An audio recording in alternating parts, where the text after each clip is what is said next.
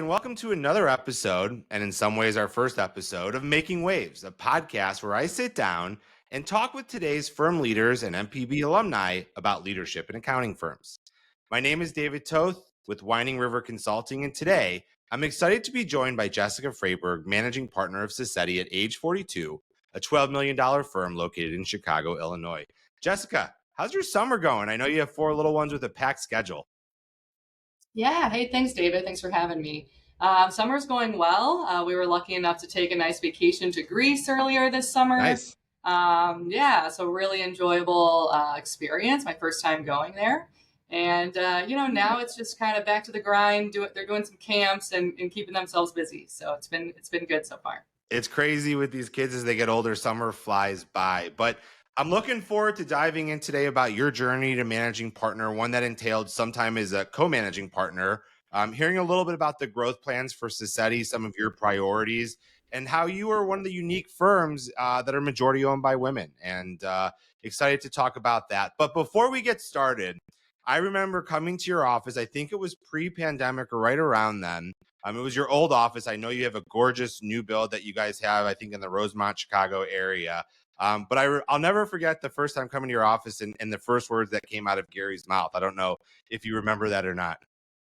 Yeah, definitely. I know he was not that impressed with the office space. I think he said it was one of the worst accounting offices he's ever been to. But well, luckily, when he saw the new space, Yes. he said we went from worst to first. So Yes. that made me feel pretty good. So That's that was exactly definitely, definitely an upgrade here. We're actually in Oak Brook, in really nice new space we moved into at the end of 2021. So a few years now, but like you said, a little before the pandemic, we had been in the same office for over 60 years, and it looked like it. 60 years. That's exactly right. Well, listen, I love to hear a little bit about your path to managing partner. I know you were managing partners with Jim for a while.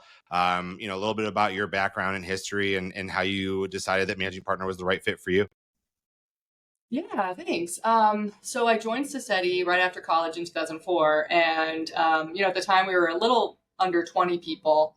And, so it was a firm where everybody kind of did everything. So I got experience doing audit, tax, and accounting services.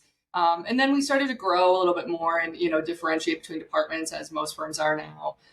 So I think that, it just gave me an opportunity to really have a good foundation and then to continue to grow. As you mentioned, Jim was the managing partner prior to me, and he was really kind of my mentor to help, bring me up at the firm. But it's funny, I talked to one of my partners recently and had a conversation saying that, kind of like once I knew that I was going to stay in public accounting, a few years in maybe, for me, it really was kind of like managing partner or bust. Like I knew that's where I wanted to be. The managing partner when I joined Sassetti, his name was Dan, and he had been managing partner for like 30 years and had a similar story where he started at Sassetti right out of college and worked his way up to managing partner and then was there for quite a long time. So I kind of saw that there was a pathway for that, and I, thought it was an exciting opportunity. I know other people come in and just kind of work their way up and, and say, maybe one day I'll be partner. But for me, it was definitely, I knew that was kind of the end goal for me or what I hope to accomplish. So. And you became full-time managing partner independent about 2 years ago? Yeah, at the beginning of 2022. Right during the pandemic. Right after the pandemic, Yeah. So, Jim. So the way that we planned Jim's transition out of managing partner was that he did 1 year. It's supposed to be a 3-year term, and so in his last term, he did 1 year on his own. We did 1 year as co-managing partners, and then I took over in 2022.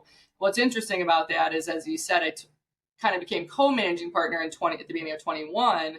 And at that time, like I was still pretty much working fully remotely. Like, we were still really in the heart of the pandemic. And so it was interesting juggling act. I think that a lot of it, we didn't really transition a lot of things probably till the end of that year.